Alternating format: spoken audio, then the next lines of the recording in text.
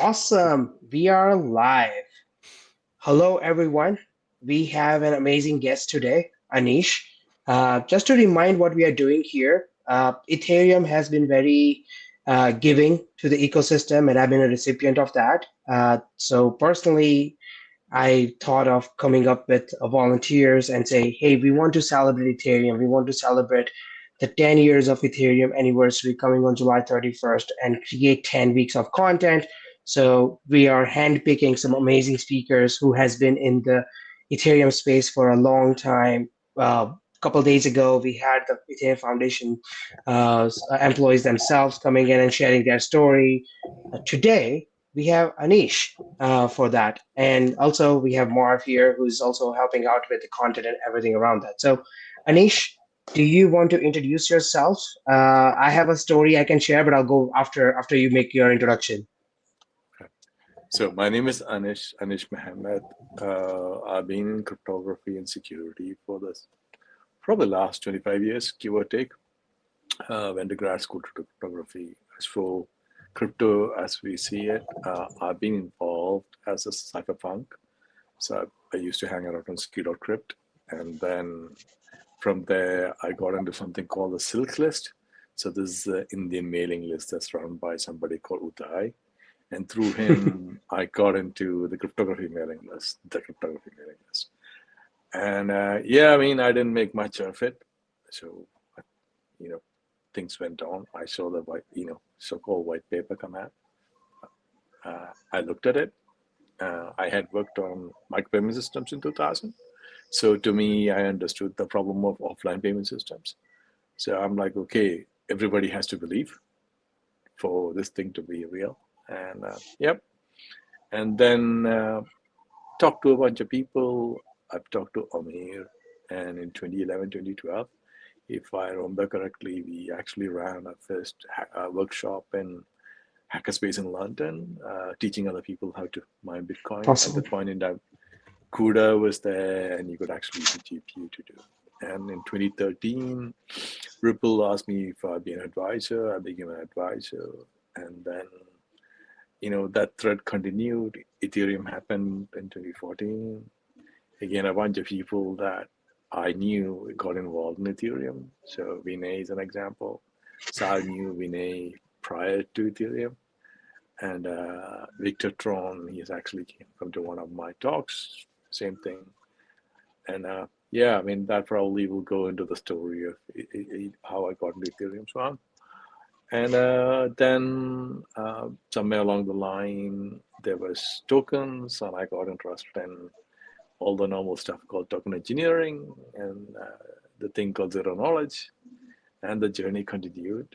So last 5 years, I worked on a privacy protocol called Panther Protocol, and yeah, here I am. I'm still here, and I'm working on a verifiable platform called Orbifold, and that's the next journey I see. So Panther has been transferred over to the foundation. So kind of, I thought I was a free man, and then suddenly I realized, a bunch of problems that are, at the edge of existential risk, where, we have all these problems that humanity as a whole has always been worried about, and I've been worried about, and I've always worked on. So, if I were to continue rambling, I would say I've been working on ethics of AI and had a charity in the UK, registered charity in the UK for the last 12 years, give or take. So, and I had some other work that I did with Anders Sandberg as well. And all of this kind of, sometimes life takes its own journey, right? Like you end up with a bunch of things. And, that leads, one thing leads to the other. Like somewhere in between, there was this thing that Vitalik organized called Zalu. You have been heard. It's something he organized in 2023. I got dragged in to run the AI X risk track along with another Indian dude. And, he goes, yeah, why can't we do this in India? And that resulted in Zubrama in India. So in Jan this year, we actually ran Zubrama. And, all this thing, there were like a bunch of gut microbiome experiments that we ran. We needed some, cryptographic primitives to provide privacy for people to do the experiment. And we were thinking, oh, there's also this problem about security for BCI. And, the people who do science don't generally understand zero knowledge, don't understand No. MPCs, don't understand FHEs, and these people are the key people who should really understand all these things because they are the people who are, representing humanity in terms of the bleeding edge.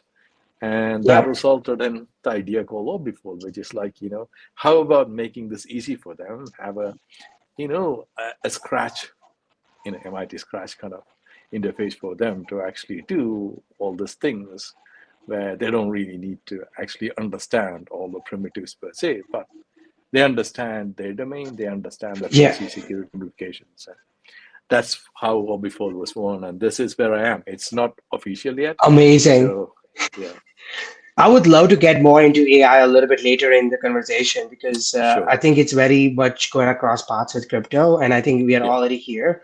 I yeah, always worry about what the use cases and everything, but yeah, I would love to get there. But sure, more I'm interested is like you mentioned that you got introduced to crypto way before crypto the way it was called, and yes, you read the initial Bitcoin white paper yep, as well. So I yep, want to actually start the journey earlier before Ethereum. yep. And when you read the Bitcoin white paper at the very first time, what Yeah. was your reaction? You mentioned that if everyone accepts this is a big thing, that was your initial thought. But other than that, like what was your conviction? How did you think about Oh, what role you because want to participate in it? no, I didn't have any thoughts on role in participating in any of these things. So typically, I generally pick up stuff and I get involved neck deep. So at that point in time, I was already neck deep in two things. So one was cloud. So in 2007, I got involved in the cloud. I actually met Andrew Jassy in a pub in London in 2007, Feb, most likely.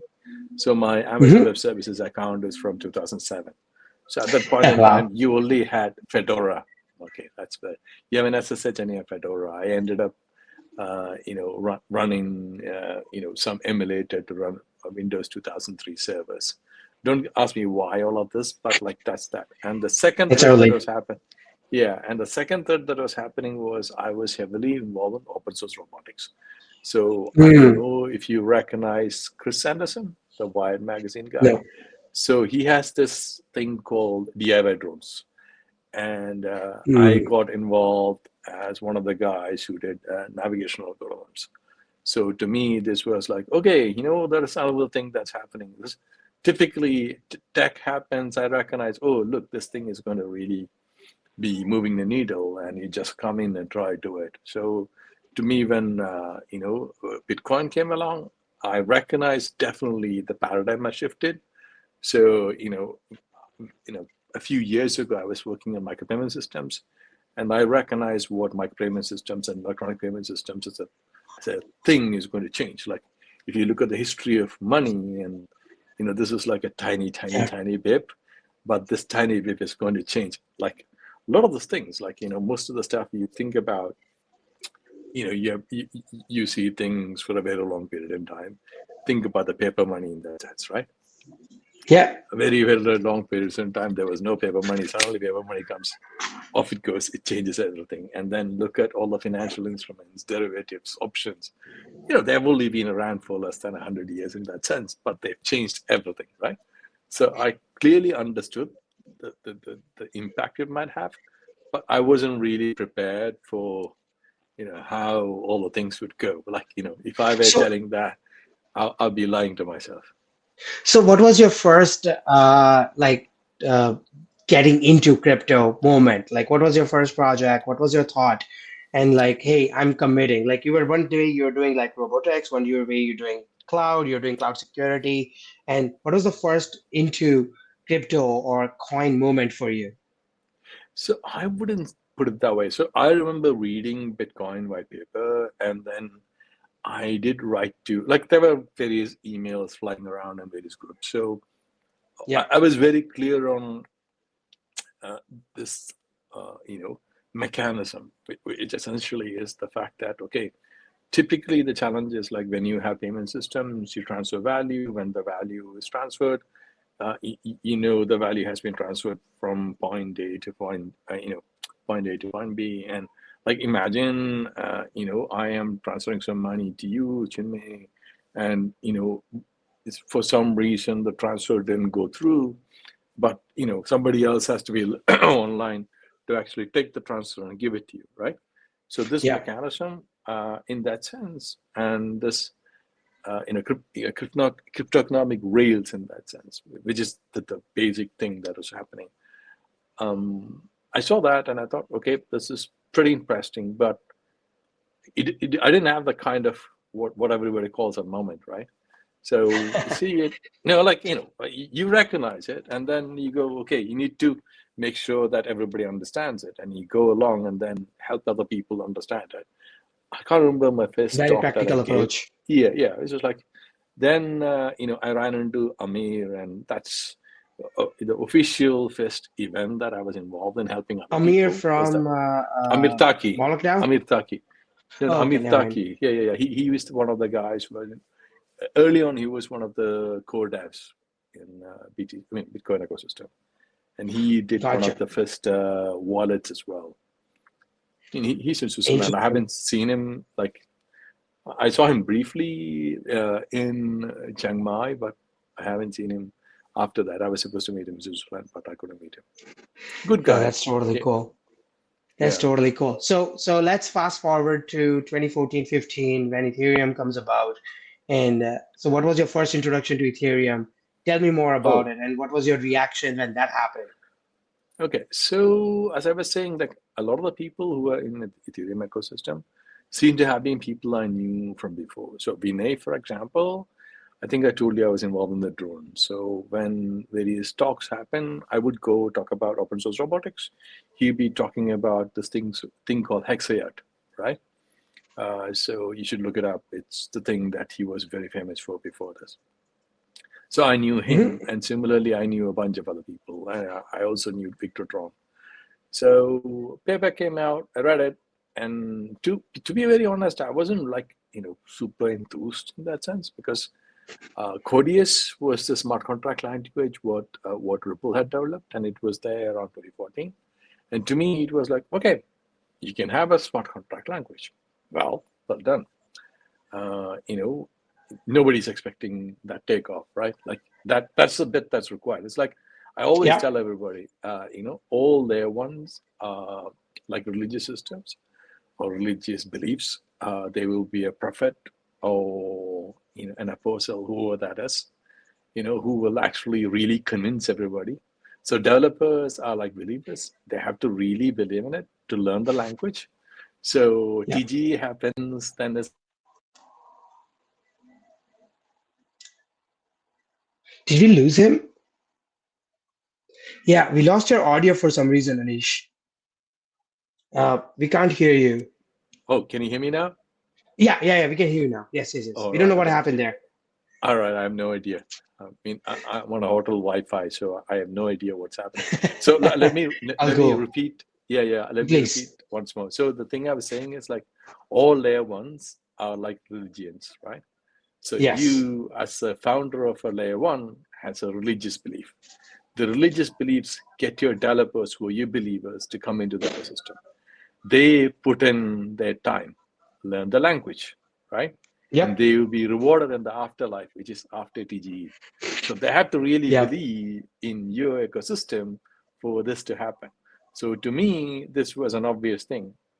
If layer one has to take off, this has to happen, and the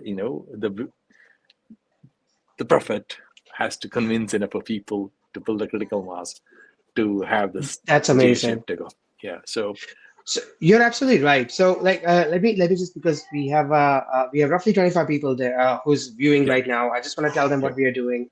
sure. We are celebrating the 10th anniversary of Ethereum. We are basically still handpicking some amazing builders in the space before even Ethereum was there. Some people joined after Ethereum, and trying to just get more builder vibe going. This is a volunteer run. We are not funded by anyone. We are trying to stay away from the hype and everything around it. However, if you're listening to this, I would really appreciate if you can like, tweet, and retweet everything about this so that we can have more people on this builder ecosystem and vibe. Anish, I have one question. You mentioned really interesting point here, which is all Sure. L1s are religion. That's Yep. absolutely true. And right now, Solana versus Ethereum is probably the biggest L1 debate out there. But you mentioned that XRP had a programming language, which I didn't know that it was there since very beginning.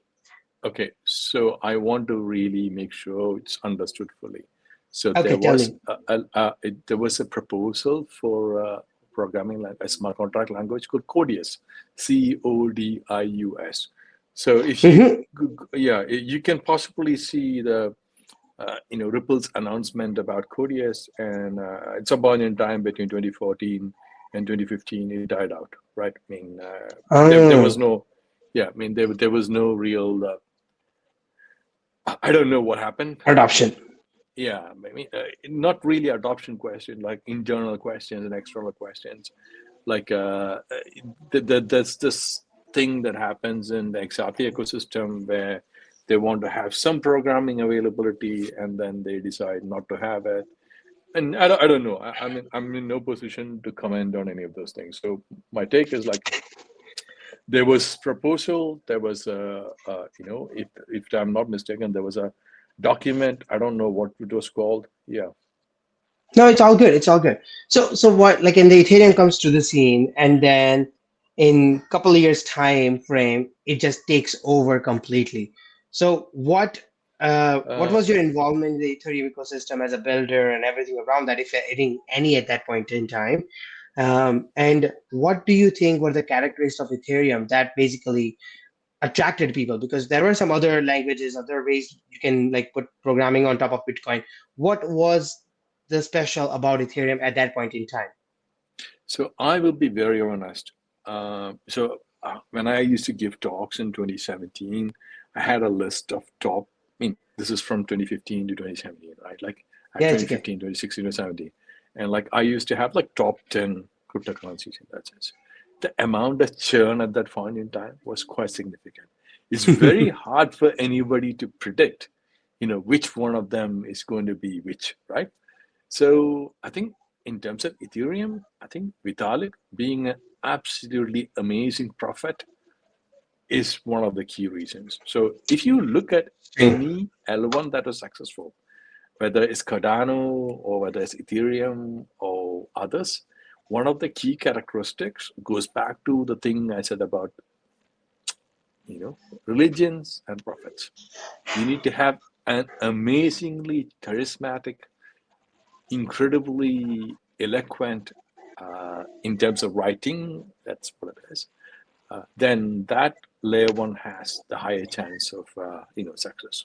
And then the other thing you need to recognize is all L1s were built on top of Bitcoin in one sense or the other, right? So if you were Yeah. to think about Ethereum, possibly this is why Bitcoin really didn't take off. Sorry, Ripple didn't take off the way it did because it wasn't attached to Bitcoin. So in that sense, Vitalik was the editor for Bitcoin Magazine. When he had the ICO, he actually used Bitcoin for that. So liquidity from that moved into this, right? So this is the transition happened. So Bitcoin took off, Ethereum took off, and then that takeoff was thing.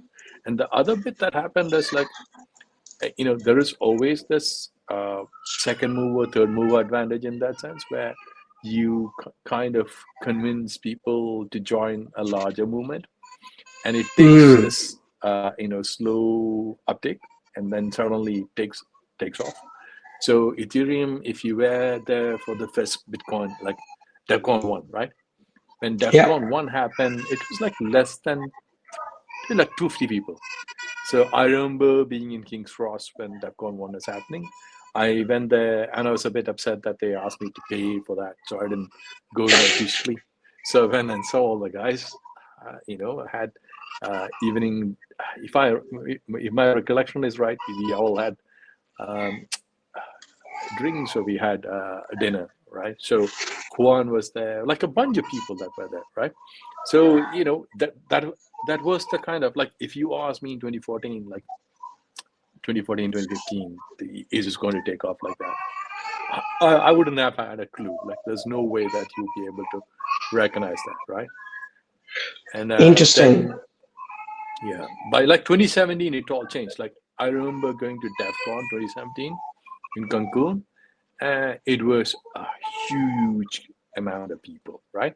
And given that Cancun was considered like a bit more interesting place, I was pleasantly surprised.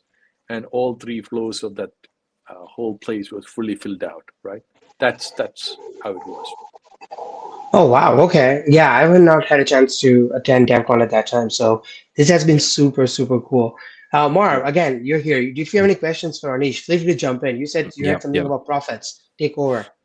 Yeah, I think what you said about the profits in crypto being a very important reason for this message coming across. I thought that was I wholeheartedly believe that point. I think crypto is more religion right now than it is tech because there's so much belief that is driving all this building, right? So do you think that there is a set of characteristics in the profits that we seek in this crypto space?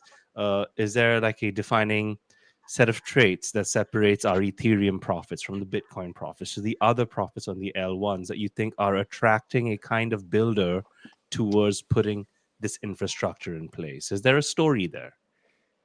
I will struggle to classify that. I am not an anthropologist, Hmm. but like, I'm just an observer. Like, I sit there on the side and think about things. And I'm sure by now it should be very clear that I'm one of those idiots who spends more time thinking about things than, doing anything, right? Like, a That's significant all amount of time thinking about things. And whenever there's a paradigm shift that happens, for example, zero knowledge, I spend so much time thinking about it, like, and typically very early. So I've been interested in zero knowledge for 20, 24, 25 years now, right? So I pick all those things up and sit there thinking and pulling my hair out. That's what I do, and like, think about how this happens, that happens. So the reason I thought about the religious construct was, like, I looked at how I have to admit my influence on my thinking of other people, right? So one of my mentors is Simon Wadley. Okay, so he's like a very interesting guy. If you don't know him, you should look him up. He actually understands changes in ecosystems. So he maps. He has this thing called mapping. So it's like, he describes how a thing goes from where it is to where it needs to be. So it's like, evolution of an ecosystem. So this I met him in the cloud days. It's like 2007, 2009. So I think he was the person who actually allowed me give a talk about cloud security in 2009 or something. Like, goes that back, right? So I kind of recognize all these patterns in technology adoption, and I was thinking, this is like, money is all about belief, right? it So is. the fact that if I had my wallet, and if I were to give you whatever this money is, right? I don't know what this money is. This is euro, right? The reason that you believe in this, the key word is belief, right? And in there, it writes something, and you believe that the person who wrote it actually is going to keep their word, right? And that's all a belief. So, given it's money, everything else, there's something else that you can actually tie it to. And money, it becomes all belief. And, and different people have different kinds of belief systems. And always there's this wars between these belief systems. And there's, I would say, an equilibrium state between different belief systems, and they push that way and that way. And like, if you go back in time, you see the Crusades and stuff like that. And like, you know what I mean? Like, but I haven't seen Crusades kind of thing happening in layer one wars in that sense. So there have been layer one wars ongoing. Also, in one sense of speaking, there are layer two wars ongoing, right? But To a the point. thing that, yeah, to a point, and you can actually see, by just looking at a founder, that some of the founders outshine others just by the ability to actually convince people, irrespective of wherever the ecosystem is. Like, I can't Yeah, name names, but I'm sure you understand. You understand what I mean, I know right? exactly what Like, you were talking about. yeah, absolutely. That very, like, in some senses speaking, if they were to find an alternate career, they could be a tele-evangelist in the US television network. So Apologies if anybody is ever going to think about it and get Wow. offended. Yeah, like literally, like that's the kind of charisma and the ability to articulate these people have. So once you see them, you go, wow, this, and like you need to have a crux of technology. So, you could support yourself with that. So, once that happens, then, it just takes off, right? So, That the is very stronger, yeah, interesting. yeah, So that is very very interesting approach. I wanna get a little technical now because I remember first time I met you in 2017-18 when you were on a stage. You were talking about zero knowledge proofs. We were in Toronto. We grabbed dinner the day before the presentation and you mentioned about ZK and like come to my talk. I showed up. I'm like, what the hell this is? And the explanation of ZK the first time I heard, and I'm like, this is very interesting. I'm going to definitely butcher it. So I want you to explain what zero knowledge is sure, to start with. Like most basic example, we have some viewers who are technical, some are not. So maybe yeah, explaining from both sides that will be perfect. sure. So the way I would describe zero knowledge is like, in technology, there are things that actually shift the paradigm, right? So, there is the world till then and the world after, right? In my mind, it's one of those technologies where it really changed the way we prove things. So the way I describe it is like I'm in a hotel room right now. My hotel room has one door, and imagine I want to prove to you, Chinmay, that I have the ability to escape from this room without using the door, right? So you and I are there in this protocol. There is a room, and then I am the prover. You are the verifier. You are the one verifying, right? So the protocol, the simplest way the protocol is run is like you let me into the room, you close the door behind me, and then you wait for a couple of minutes and you see if I am able to come out of this room without opening the door, right? If you see me outside the door, Rafi, you close the door in like 5 minutes, you know for a fact that I have the ability to escape from the room, but you don't know how I do it Yeah, because that knowledge is zero knowledge. Essentially, you don't know how I do it. And you can run this multiple times. You could run it a million times, but you would still not be able to know how I do this, right? I do it or I don't do it. And with a very high probability that if you run it for 100 times, that 100st one, you have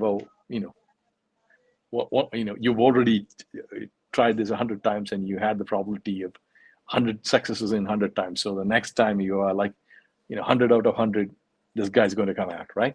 You see what I'm saying? absolutely. That is just, yeah, that's the thing. And then there's two pieces. One is, oh, I forgot the two terminologies that are there: completeness and soundness, right? So the Yeah, soundness, the completeness and soundness, generally speaking, what it means is like, the between the prover and the verifier, there are two things that needs to happen, and you need to really think of it in interpersonal relationships where you have arguments with some other people who are very close to you, and you want them to believe what you're saying, right? And this is where it should blow your mind. So if you have a zero knowledge protocol running between the two parties, the prover can only prove to the verifier if and only if they are telling the truth. Okay, number one. yep. That's like That's number one. super.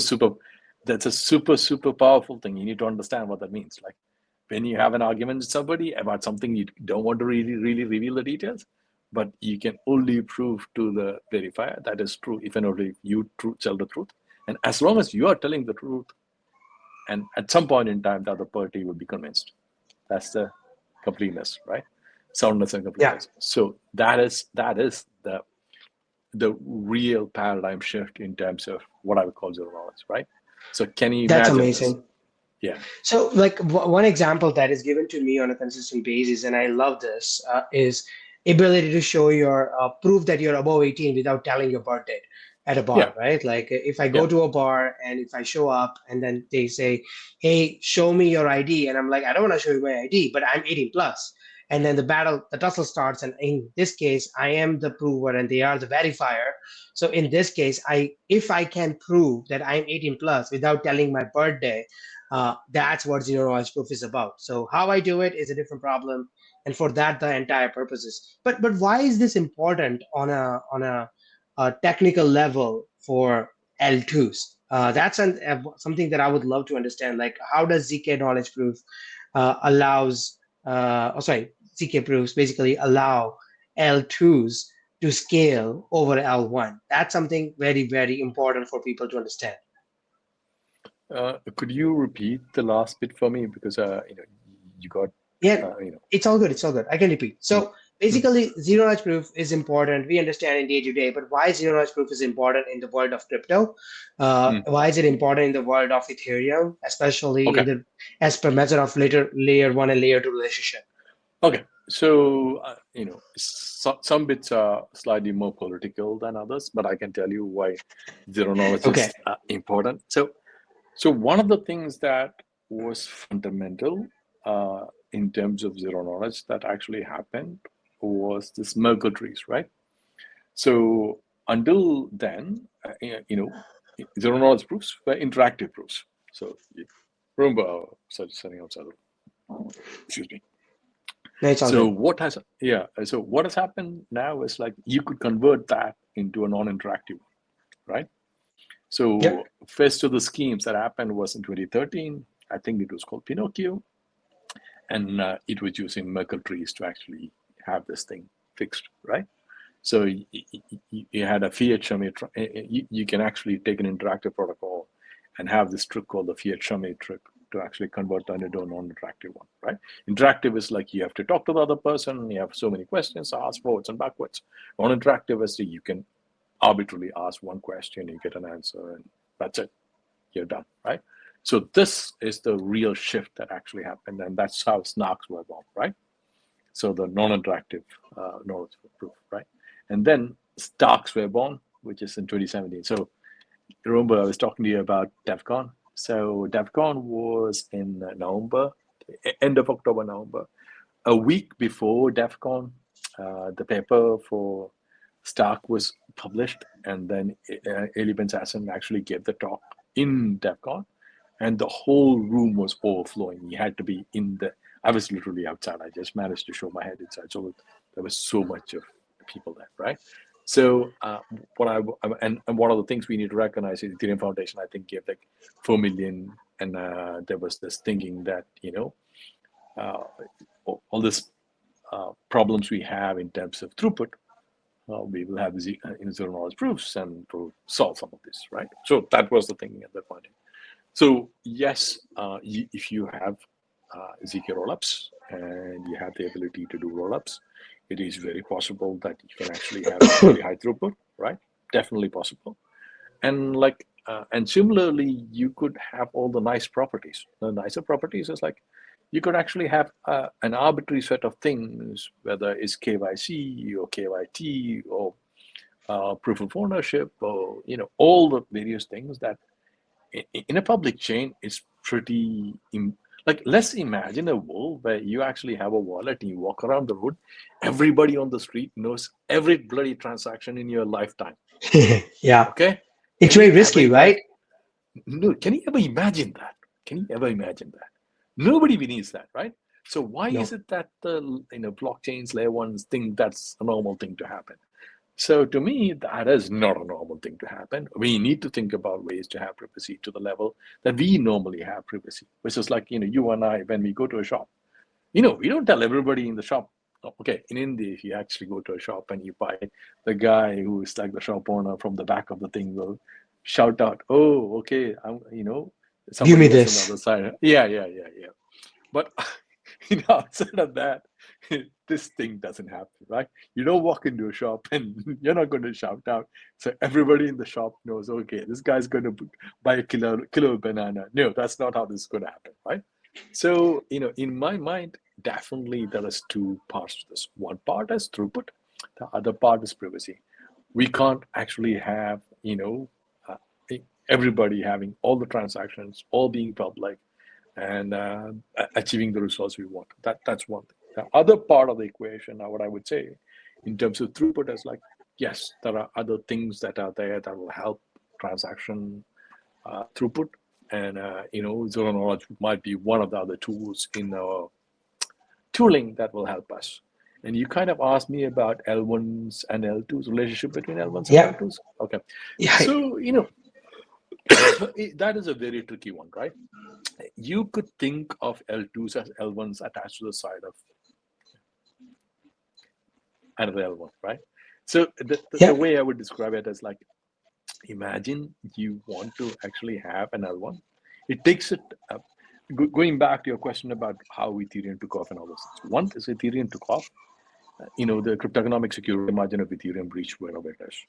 So if you Yeah. were to go back in time and see what happens to other L1s when they break off, classic example is the case of Ethereum Classic, right? So DAO happened. There Yeah. was two philosophies. Philosophy one says the code is law, and the other one says sometimes things go wrong. And Ethereum decided things go wrong, they roll it back. Things go on. Yeah. So, and what had happened is Ethereum Classic by 2018 or 2019, their proof of work security margin has gone so low that people were able to actually do the thing, right?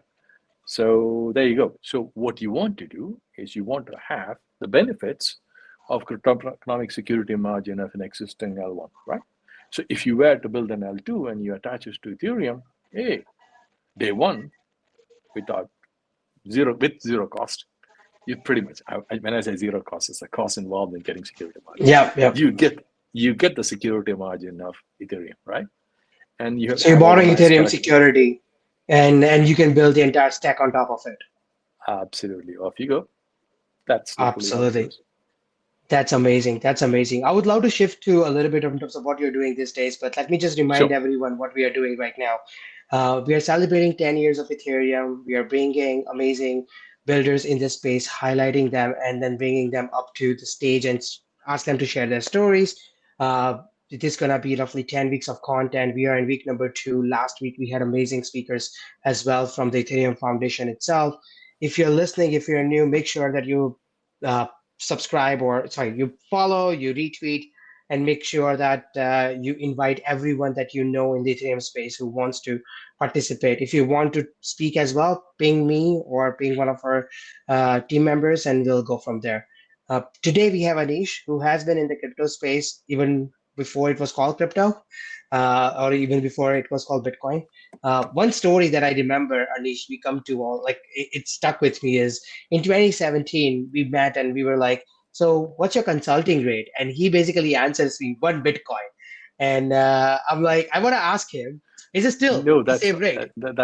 okay. So I think what you're referring to is like a very specific episode that happened. So this Yes. goes back to uh, Zcash was born, and Yep. the set of people around Zcash, they all had a non-compete. Yep. So it so happens that one entity, who I shall not name, um, very well-known miner, wanted to actually replace the hash function in Zcash with SHA-256. So there was a Mm. offer on the market for somebody to help them with all of this. So help them with the setup process, help them with the cryptography, and the going rate was half a BTC and 0.05% of the the new Zcash Yeah. equivalent mine for the next 4 years. So that's probably what I was referring to. No, I no, at we, no we were point in joking time about that. Okay. No point in time have I ever charged a BTC an hour. I mean, again, BTC an hour is good rate these days, but In the past, it was not much, but again, that was the no. joke that we had, running joke at that time. So no, absolutely. So tell me more. Like, what are you building these days? How are you coming about? I know you're just moving on from the Panther protocol. Like, I think it's sufficient enough to self-sustained. So you're focusing on something else. So please tell me So more. okay, so the thing, it was kind of a thing that happens when other things happen in that sense. It's like by like end of last year, we actually had most of most of Panther protocol kind of done, and we had the source code transferred over to the foundation, IP transferred to the foundation, and the foundation being moved around, and all those things happening, right? Yep. So what literally happened was like, and you know, Jan 2025, I was already doing Zugrama. And while I was doing Zoogramma, we wanted to do some experiment called gut microbiome experiment. We call it DeSci. How Essentially, do you spell everybody Zugrama? Because I wanna make sure that everyone ZU gets it. ZUGRAMA, Zoogramma. Zugrama. Okay, perfect. Yeah. Thank you. So Please continue. yeah. So the storyline was like, we had a dietary intervention. You take samples of gut microbiome. Yeah, let's see, somebody in Bangalore who kind of agreed to help us with sequencing all of this. And now for all the participants that had actually participated, I believe the initial report is out. So the protocol was like, you come in, you take a sample, then you're given a dietary intervention. So you were given healthy diet. And then the guy, after three weeks, it was collected and, we analyzed. So we wanted something to actually look at all of this data and be able to do the things that you want to do in open science, right? And we were Mhm. talking to different sets of people, and we were looking for a mechanism to do this. And then we suddenly realized, some of the pieces that you would expect everybody to have, it's not that. And and we've also did talk to a couple of BCI people, and and what we were recognizing is like, okay, there's like all these people who do science, and they really don't understand, learning zero knowledge, learning algebraic number theory, learning MPCs, learning FHEs. It's like a non-trivial effort, right? And if Mhm. you are a scientist who you do wet science, which is like you go to a lab and do shit, going and doing abstract number theory is unlikely for you to do, and the return on investment may be very low, right? There are Sure. nutcases who have actually gone to med school and then go to grad school to do cryptography like me. Those are anomalies. Those are rare anomalies. But Yeah. you can't expect everybody to be an anomaly. So you want to enable, because these people are the people who actually do real science. And one of the things that if you haven't already noticed, is like the risk for humanity from all these things that's happening is increasing, right? So, as a part of this whole idea about Orbifold, I actually gave a talk in Switzerland, which is like Zuzalu in Switzerland. And I kind of pointed out a bunch of things. One was about the hybrid risk. Like hybrid risk is like when you have a combination of AI plus cyber risk plus bio risk, what happens, right? So I kind of Mm. highlighted the fact that, Anthropic has been looking at the security of, LLMs. They were describing the current model status level 2. And I'm like, no, it's actually already level 3. The reason for that was like, in my mind, the paths you can take, when you have parallel paths, the probability is a summation of all these probabilities, not sequential, Yeah. right? So, Absolutely. yeah, so this is my easy reasoning. So I was saying like, and I mean, I can send you the link to my talk so you can actually listen to it and you will understand what I'm saying. And literally like a couple of days ago, they just updated the thing from ASL2 to ASL3. And similarly, I said, LLMs are going to be used for doing zero-day discoveries, right? For finding vulnerabilities. And literally Yeah. 2 days ago, somebody did it, right? And and the thing that I was saying is that we need to have cryptographic guardrails, right? And these guardrails will be able to do things to prevent this kind of risk from escalating and taking over, right? So, how can you actually do, uh, what I would call, global surveillance, right? So the global Sure. surveillance. So if you want to do global surveillance, one of the things you want to do is like you have to have cryptographic mechanisms for various things that's happening and making sure that all the things are within the parameters that you described, and none of the things are outside of the parameters. And at the same time, you ask me what's usefulness of zero knowledge. This is a very good example of usefulness of zero knowledge, right? So you literally have all the things happening. You don't know the exact sequence of things happening, but you know for sure that is not what is actually happening, right? So this is literally the whole idea. So how can you actually build cryptographic mechanisms to actually achieve the results you want and be able to control the overall risk, right? So, and Orbifold literally is this mechanism by which people who are researchers and say synthetic biology or brain-computer interface or doing even DeFi for that matter. But how many people in DeFi know zero knowledge, right? Let's ask Very this little. question. Yeah, right. There you Less go. than So 100 people. I don't think many people understand zero knowledge to a level where they can implement it end to end. That's yeah. like less than 100 people in the world. So just to be more precise, so if you were to really think about people who actually have a name scheme where you are a author of, there are less than 100 people. You're absolutely right, like 83 or 87 people. So it so happens, for whatever it's worth, between me and my larger cryptographic research team, and one of them is actually my co-founder for Ovifold, we have a scheme where we replaced Lagrange with monomial. So that's, one of the things that we were thinking, like, look at this. We have a bunch of us who actually have done like a 50 years of doing cryptography and security, slightly around that, because like both of us, Okay. he did PhD before me, and I came in after. It's We actually combined share. Yeah, experience. yes. So you were like, okay, we understand this. We are happy to be the people who actually build an interface. So this can actually, they can just come up to you and talk to you. So, you know, as I was describing, we did the DeSci thing, and then we were thinking about it, and then I was thinking about having this visual interface. And then I was talking to somebody that I know. There's somebody who, her name is Kim. She's actually doing this thing called On-Chain City.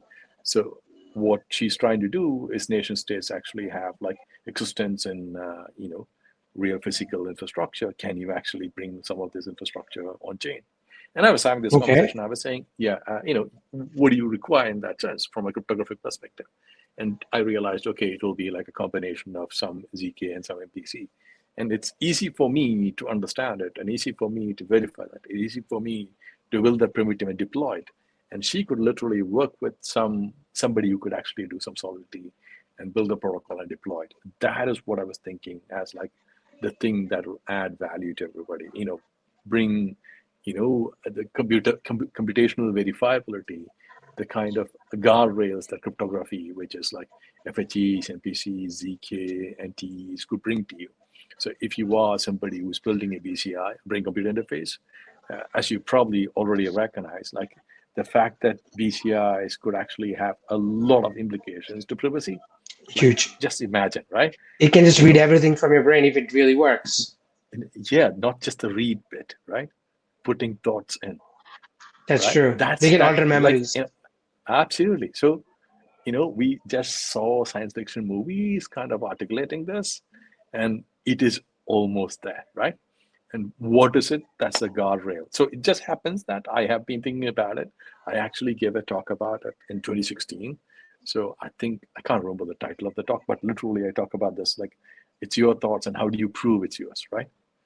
How do you prove Hmm. it's come from somebody else, right? So am I So putting all another of chip this, in my brain to make sure the other chips don't affect my brain? this is an open question we don't have answers to. But all I could say to you is like we might have a slightly better odds if we start thinking about cryptographic If you primitives. prepare. And yes, absolutely. And make it easy for other people to do it. So it's not going to be like a super, super hard, like every BCI project um, inventor, founder, expecting them to have a PhD in cryptography, have a ZK scheme in their name, like, all those You things don't is need to. impossible. So you absolutely need to bring out a very usable mechanism by which you could just do drag and drop, and Yeah. probably some other mechanisms like LLM to help you understand what's happening. In terms of when you do verification, the verification throws out a bunch of comments, which is effectively normally geek gobbledygook, which only understood by the people who understand all the zero knowledge intricacies. So you could attach an LLM there. But again, all of this requires quite a bit of effort, quite a bit of thinking, a team that has expertise, and a lot of, I would say a good amount of work need to be done so this can actually happen. And the other thing that we need to all Sure. recognize, yeah, is the fact that we have a running risk of AGI, right? So Sure. when that happens, we would have absolutely nothing left in that sense. So between now till then, there's AGI. The AGI is accelerating BCI, right? Brain computer interfaces, Side by right? side. Yeah, and also increasing the existential risk from hybrid risk.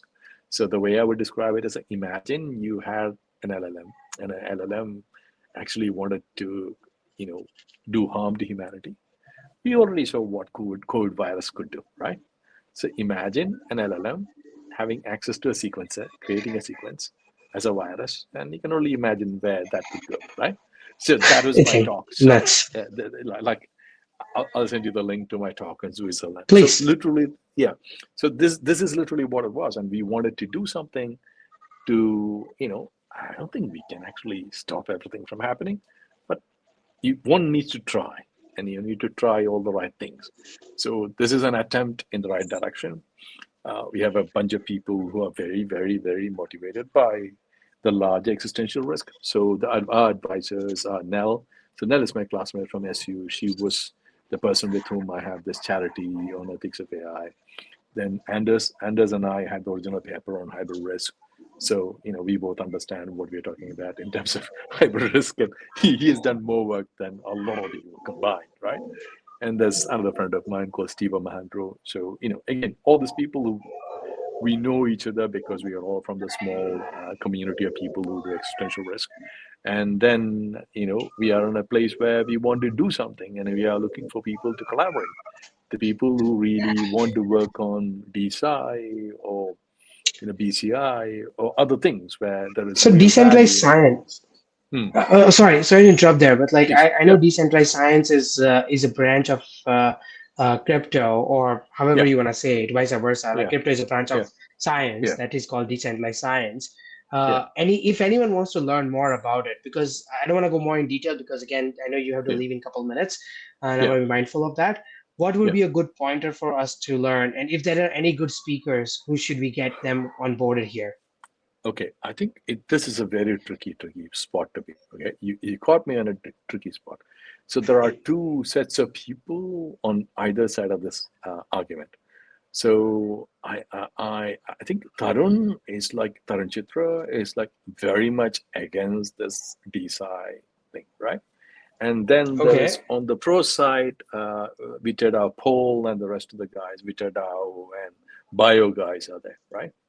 So I am kind of cautiously optimistic. That's what I would say. The reason I say that is, there was this panel organized in Dubai as part of Token 2049, and a couple of founders were on the panel, and the person who was actually organizing the panel was Astrid, somebody I know from Smith. And the question was asked, like, how big are all these things and how much of change might happen? And I, as a member of the audience, I asked the question: look, if you take the top 5 cryptocurrencies and sum it all up, how much do they come to? And if you take the top 5 pharma companies, not even the insurance, right? Just the pharma, right? That's Yeah. like in trillions, right? So Yeah. when you have, and this is the other bit we need to recognize, how many crypto protocols have been around more than 10 years, right? We can count them, right? Yeah. So now the question is, like, when you want to do drug discovery, it's like anywhere between 5 to 12 years, right? Number one. Number two is somewhere around zero point 0.8 billion to 1.5 or 2.5 billion, right? That's the total amount Sure. of cost to just create a drug. So Yeah. given all this, now what are the odds that you would be able to do drug discovery in DeSci? I am deeply cynical, right? And the other Hmm. part that doesn't help any of the cause is, like, again, as I was saying, like, I've had many hats. One of the hats I wore in 2002 was working on bioinformatics and computational drug discovery. And I've actually, over time, has given multiple talks. So one of the talks, my first starter talk in 2012, I was talking about translational bioinformatics. And like, so I have a fairly, plus the fact that I went to med school, a fairly good idea of how this game is. Not that I'm a scientist who does drug discovery day in and day out, but I understand the process, right? I understand exactly what has happened. I understand the pharmacology or pharmacokinetics and all the rest of the things, not just, the other side of it. There are very few of us. This goes back to the other question I was saying, like, how many doctors have actually spent 25 years in cryptography, right? It's the combination How of many? two technologies. Yeah, Absolutely. yeah, like a lot of them, right? So it's like the probability that happens becomes smaller and smaller. The number of people who have the right level of competence to actually be able to achieve the results as required becomes smaller and smaller. And this is the problem we are having with, DeSci, right? DeSci might have Gotcha. real breakthrough effect. And I want to give you the other side of this argument, so you fully understand why I Yeah, say this. yeah. Tell me. When you look at the early discoveries in science, so the so-called constructor gentleman scientist, right? So a period in time when the golden age of science was there, there was this construct of gentleman scientists, the people who wanted to do find elements, laws in physics, laws in electrodynamics, thermodynamics, right? These are all gentleman scientists. They did this in their spare time and they had day jobs, right? And Yep. if that could be the model in which you could progress science, absolutely that can happen. And also, I should highlight the fact that if you look at the pace at which computation and AI has been progressing, so people do quote AlphaFold and say AlphaFold could actually reduce the time it takes for drug discovery and things like that. That is a bit of a mixed bag. Okay, let me explain what that means. So typically, the largest amount of time that you take is the trial periods, like clinical trials. Everything else you can actually speed it up a bit. You can't actually, at least until now, we haven't been able to replace humans with clinical trials with. I mean, it could be Yeah. regulatory to a very large extent, but still, we have not been able to do that, right? So what I'm saying is like, yes, we can have good results. We could have gentleman science coming up being supported by DeSci. We could have breakthroughs. At the same time, we had to be realistic at what is it that we pick up as a target for going after before we go after that. But like if it's unlikely that DeSci can actually support hundreds of projects, each of them billions of dollars worth, each of them need to work for tens of years. Unlikely. It is unlikely that True. DeSci is going to be able to support or raise the money required to go to Mars. Let's put it that way, right? If your plan is to go to Fair. Mars, right, or you want to do discovery of whatever in a comet, Andromeda, right? Not happening. Not gonna happen. All right. No, that's totally helpful. So I know we are coming to an end of this conversation. So is there any closing remark you have, Anish, or anything else, or you okay with Uh, me closing it? yeah, I mean, what I would say is like, I think, human progress, is always driven by belief systems. The reason that humans are able to do the things we are able to do is because A, we can communicate, and B, we have beliefs, right? So, 100%. okay, so, and I see the whole of L1s and L2s and Web3 as part of a belief system. And, belief systems have been good and bad. I was telling you during the conversation, we had, you know, the wars, right? Crusades, as I would call it, right? Yeah. So Yeah. I would prefer humanity make progress without crusades. If that were a wish, I would love for that to be true. That would be my 2 cents. That's amazing. With that, thank you so much, Anish, for coming in. I just wanted to, like, Anish, I've known you for a long time. I know that you are not, again, a core Ethereum builder, but you have been a builder for like the entire crypto space for a long time, have strong Yeah, opinions, and then you yeah, present your opinions very strongly and correctly. So, yeah. again, thank you so much for joining. Really appreciate it. For everyone Thank else you. who has been viewing us, we are celebrating 10 years of Ethereum by highlighting amazing builders in the space. As you heard Anish, he's builder in the crypto space, but at the same time, he has leading frontiers that he's building out on the AI space, on the zero knowledge proof space, in the biology phase, and the research phase, and a lot of other places with his double PhDs and double, like, I don't know how many PhDs he got, man. That's just like, I stopped counting. But again, thank you so much. For everyone else, thanks for joining. Please uh, make sure you follow, make sure you subscribe, make sure you retweet. We want to get as many people involved in this celebration as possible. So thank you so much. Bye bye. Bye. Bye. Thanks so much for joining us, Anish. Yeah, thank you. Bye.